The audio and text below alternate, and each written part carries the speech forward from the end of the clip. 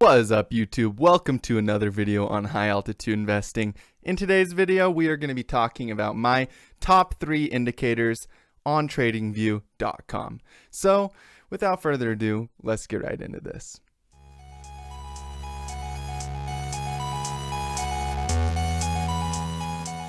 Before I show you the top indicators, I wanted to give a huge shout out to everybody that has been subscribing and viewing my channel lately. I have gone significantly up in watch time and in views and subscribers, and it feels good to have my channel growing again. 2018 and the beginning of 2019 was a bit rough for my channel. Some of it had to do with the markets, some of it had to do with personal stuff I was sorting through and just growing as a person. But it really feels good to have you guys supporting me and to have my channel growing again. So huge shout out to all of my followers. I love every single one of you guys. Now, let's get into my favorite indicators. First, I want to mention the MACD because the MACD is my #1 top indicator above everything else. Now, I'm not including volume in this because although volume is an indicator technically, it's automatically added to everybody's chart by default. So it makes a lot more sense for me if we just go ahead and go over the indicators that you have to add manually. So the MACD is going to be my #1 most favorite indicator that I've ever found. The reason for this is because of divergence and oversold and overbought prices. I found it to be extremely useful, especially in very, very large time frames for determining when we're going to see big picture reversals. So for example, on Litecoin here, we're on the daily candlesticks and the MACD stands for Moving Average Convergence Divergence. This is the standard settings. I use 12, 26, and 9. Although I do change the colors because I like to have a specific theme when I'm trading. I don't just like to have a bunch of random colors and random indicators and a big mess. I'm kind of an orderly person when it comes to my trading. And this is one example of my color scheme. I like to use the red. This is kind of Christmas themed in ways, but I really just like the color scheme in general. So, but when you guys add this indicator, you might see a little bit of different colors, but the settings are the same as far as the inputs and how it reacts to the market based on those inputs and how it calculates those inputs onto the market. So you guys have nothing to worry about there. You're going to get the same values and the same crossovers on the MACD. So this is the daily candlesticks, and currently we are building divergence in the MACD. So we have falling prices. We made a low right here. We've actually been building divergence since up here. We made this low right here at $75, and then we made a new low right here at $62, and we made a new low right here at $48, and a new low right here at $35. And during all of these lows, we've actually been increasing in value against the MACD. So that first low that's correlated right here made a pretty oversold level on the MACD. And of course, that oversold created quite the bounce on the upside. We can actually show the percentage of that bounce on the upside with the percentage tool over here. And you can see that that was a 41% drop when we went into the oversold region on the MACD. So it was a good buy signal on the short term for a little swing trade. And then right here, we made that new low, whereas price actually made a higher low in the MACD, made that new low, price made another higher low, made that new low, and it looks like we're forming another higher low. So that is bullish divergence when you're making new lows in price, but the MACD is actually increasing in value, meaning that it's making higher lows in price. So we have a lower low pattern on the price, the candlesticks, and you have a higher low pattern on the MACD. So that's bullish divergence. And bearish divergence is actually the other way around, where you have prices making higher highs while the MACD is making lower lows. We do not have an example of bearish divergence up here in the daily candlesticks. We can check and see if there is some bearish divergence in the smaller time frames though. And it looks like we don't have any on the 12-hour. And we don't have any on the 6-hour either. So we were using the daily. Let's just try one more. Let's try the 2-day. So it looks like we don't have a clear example of bearish divergence, but for me to quickly explain bearish divergence to you, it's just the opposite of bullish divergence. So whereas the MACD has been making lower lows, the candlesticks have been making lower lows, and the MACD has been making higher lows. Bearish divergence, again, is where prices are making higher highs, but instead of making a higher high in the MACD, this isn't an example, you would have had a lower high in the MACD right here. So meaning that prices were increasing and the MACD was decreasing, making lower highs. So that's bearish divergence. It's just the same thing flipped the other way around. It is one of the most powerful things I have ever found in my trading career. Often some of the strongest buy signals in the market have come from bearish and bullish divergence in the market. So I really love the MACD for bullish and bearish divergence. And also I go into this in a lot more detail on my course and my Elliott Wave Power Series. So links are in the description for that. You guys should definitely check it out. And take a second to hit that like button and that subscribe button for me, and comment where you are at in the world. I love to hear where you guys are from. So that is the MACD with divergence. Now let's get into oversold and overbought. So overbought is when the MACD is significantly, see how there's this median line? This is called the median. It's the 0 point. This center point means it's not overbought or oversold. So if these two lines are in the center, then it's not overbought or oversold. Like right here, that's just no signal at all. But up here, when we were in 2018 and early or late 2017, we had this huge spike up in the MACD. And that was a clear overbought signal. It was extremely overextended on the MACD. On multiple time frames, we can go on the 2-day, we could also go on the weekly candlesticks, and you'll see that it was extremely overbought on the MACD. It's way above this 0 line. Now, I actually like to use the bigger time frames with the MACD when I'm looking for big picture reversals. So for this specific example, we see a big picture bearish reversal from being a bullish market based on MACD being extremely overbought, and then getting across where the blue line goes down through the black line, and that's a bearish cross.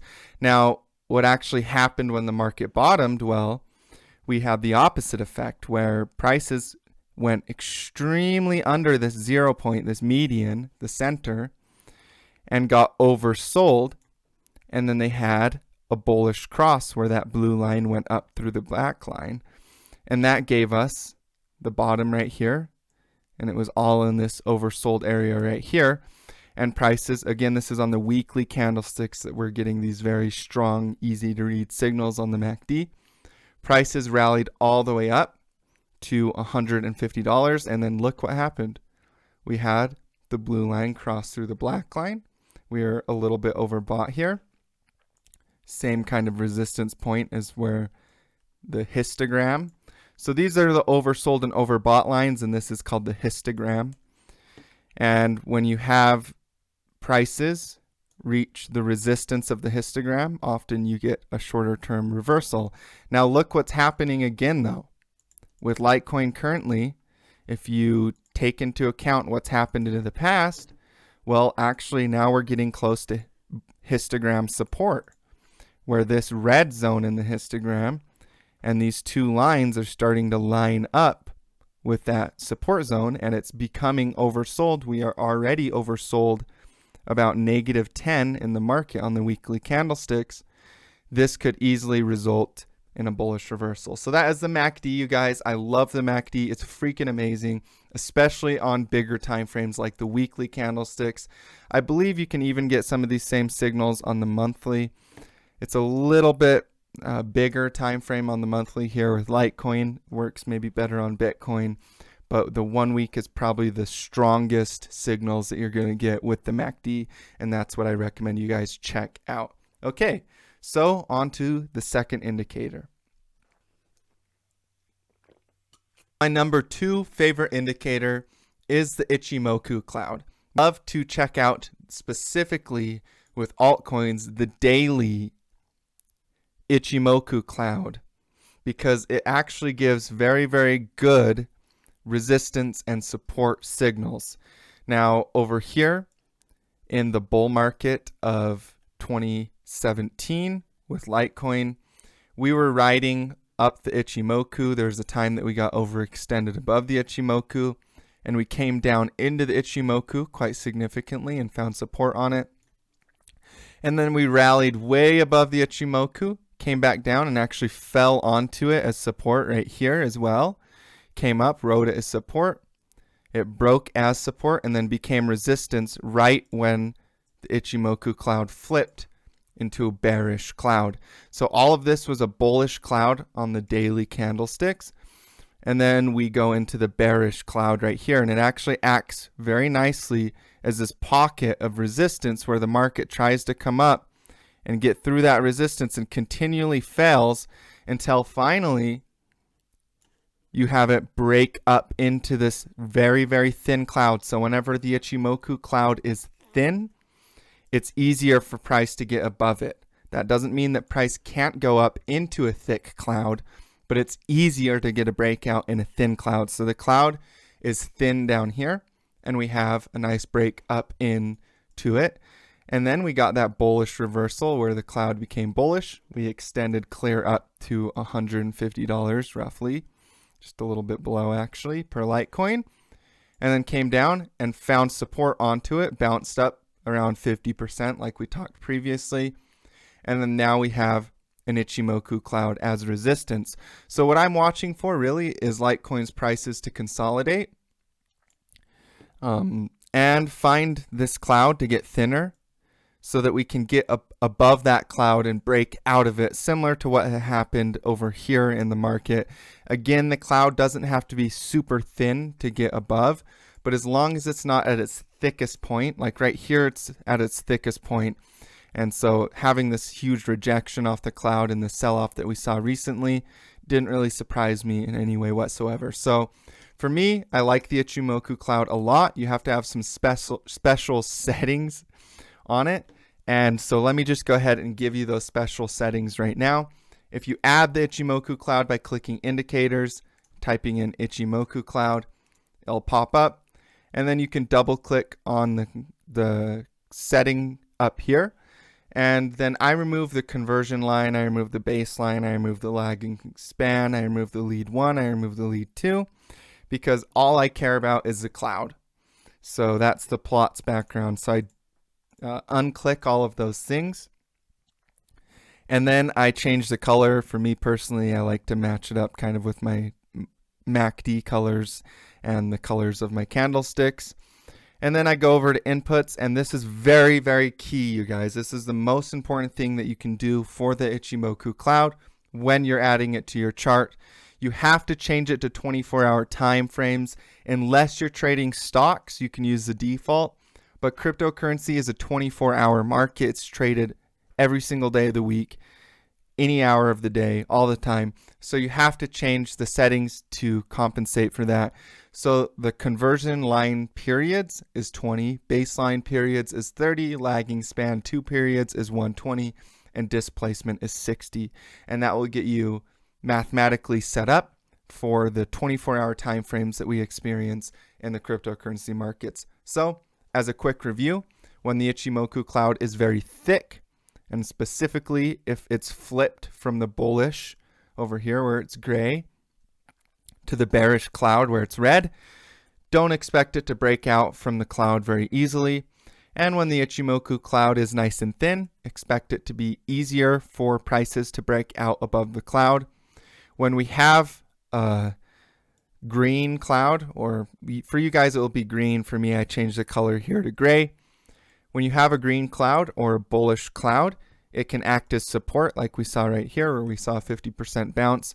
And then when you get another flip wait for the market to consolidate and get another thin cloud so that you can break up through it easily. So that's what I'm watching with Litecoin, and that's how you use the Ichimoku Cloud, which is my second favorite indicator on the Litecoin markets. So let's get into my third favorite indicator, which is the volume price profile. So we're on the 3-day candlesticks here, and I'm going to add the volume price profile in just a second. Before we do, I just wanted to point out how when I switched to the 3-day candlesticks, I noticed how Litecoin rallied up into this very thick cloud, and you can see how well the Ichimoku Cloud acted as resistance right here at $146 on the 3-day candlesticks. And now we are moving into this area right here is a pretty thin cloud, and this is all a bullish cloud right here. So if prices can consolidate and break up into one of these thin areas, that is another good reason to be bullish on Litecoin. But right now we're still in a downtrend, so we need to start making higher highs and higher lows, or at least consolidating sideways to show that we're making some type of basing, kind of like what we saw right here, before I am going to jump the gun on the reversal happening. But I am watching for it too, because this is a huge major support area. Okay, so let's get into the volume profile. If you want to add the volume profile, click on indicators, go over to volume profile, and it's under the favorite section, and click fixed range. And then once you've clicked on it, go from the top of the market to the bottom of the market like this, what we see with Litecoin. I personally quickly change the colors because, first of all, I don't like to see the histogram in the background at all. And second of all, honestly, it has pretty crappy colors too. Okay, so I switched up the colors. Really all I did was change this lower spot into a gray area and removed the histogram in the background. So this gives you a lot clearer picture of where the volume and price profile correlates. And what does that mean? That means where do you see price and volume have the biggest correlation? Now right here in Litecoin, we see huge spikes right here, and right here in volume.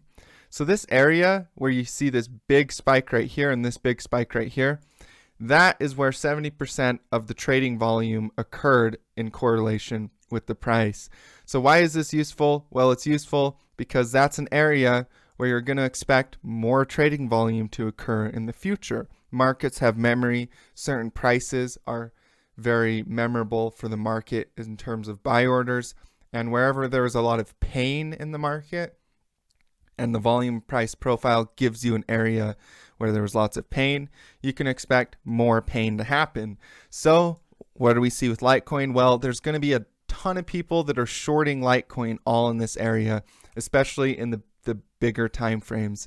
There's people that just don't understand bigger time frame market cycles. They don't see this as a potential disbelief phase before we reverse into another bull market, and they're going to have huge short positions all right here. Now, what's going to happen, in my view, with those short positions, or what's likely to happen, is we'll consolidate onto this huge area where most of the volume took place in Litecoin, and we'll get a reversal where the prices rally up and it liquidates everybody that went short in the market in this area right here, because they don't know what they're doing and they're being retarded shorting after, what is this drop? A 75% drop in Litecoin when we've already increased 470% off the lows. So this is a very sufficient increase in value for us to get a reversal pattern in Litecoin. So the people that are shorting right down here and taking huge short positions, I wouldn't be at all surprised if they get liquidated and the market wrecks them, flips around, goes up through the Ichimoku Cloud, and it just lines up perfectly with our indicators as well. As you can see, even the MACD on the 3-day is in the oversold region. This is where all that volume price profile, the majority of the volume took place, and we have an area for price to sneak up through that Ichimoku Cloud. So with all of our indicators in confluence, I'm really liking the Litecoin chart. Again, still in a downtrend technically, so until we start basing, consolidating, or we make some higher highs and higher lows, We don't really have confirmation that it's going to do this, but I expect that there's a lot of potential for it to do this, especially since this would be a big W bottom pattern, and that is a very common trading pattern as well. So we have a lot of confluence between the indicators and the trading patterns. So that's my top 3 favorite indicators. Again, the Ichimoku Cloud. Your settings are going to be 20, 30, 120, 60, starting from the top down and removing all of the extra stuff except the plots background. And then the volume price profile, which you can add by dropping indicators, clicking volume profile, fixed range, and going from when the bear market starts to where it ended right here. And then the MACD you can also add under indicators, typing in MACD, which stands for moving average convergence divergence, where we look for divergence in price and oversold and overbought areas, specifically in the bigger time frames. So those are my top 3 indicators. I really hope you guys enjoyed them. Go ahead and comment down below what your favorite indicator is as well, and hit that subscribe button, hit that like button. I will see you guys in the next videos. I'm making another one tomorrow. I do 5 videos a week and I'm dedicated to that, so expect me to be uploading regularly. Anyways, I appreciate every single one of you guys, and I'll see you in the next ones. As always, stay profitable out there.